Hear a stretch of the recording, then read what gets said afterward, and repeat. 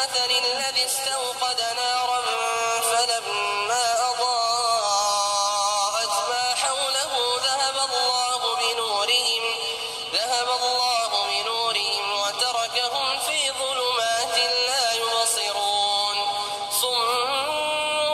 بكم عمي فهم لا يرجعون أو كصيب من السماء فيه ظلمات ورعد وبرق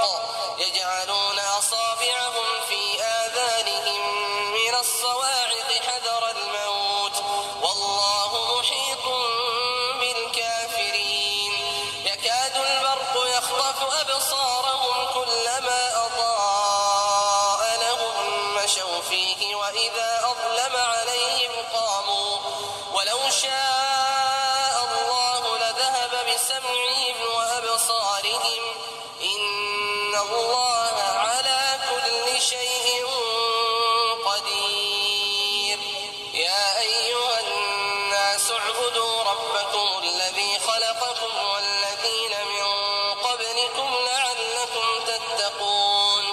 الذي جعل لكم الأرض فراشا والسماء بناء وأنزل من السماء ماء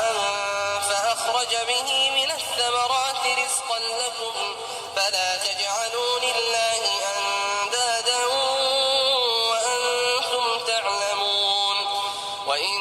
كنتم في ريب مما نزلنا على عبدنا فأتوا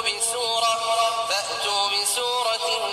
من مثله وادعوا شهداءكم من دون الله إن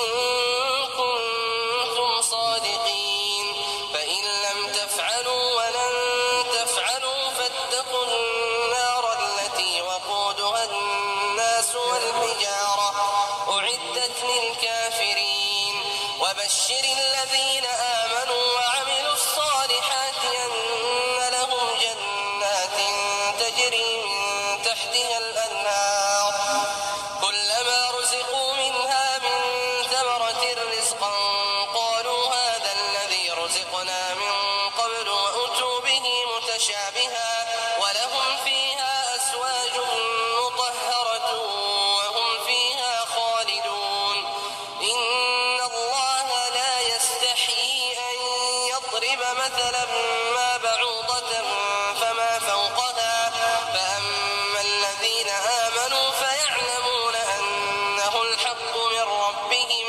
وأما الذين كفروا فيقولون ماذا أراد الله بهذا مثلا يضل به كثيرا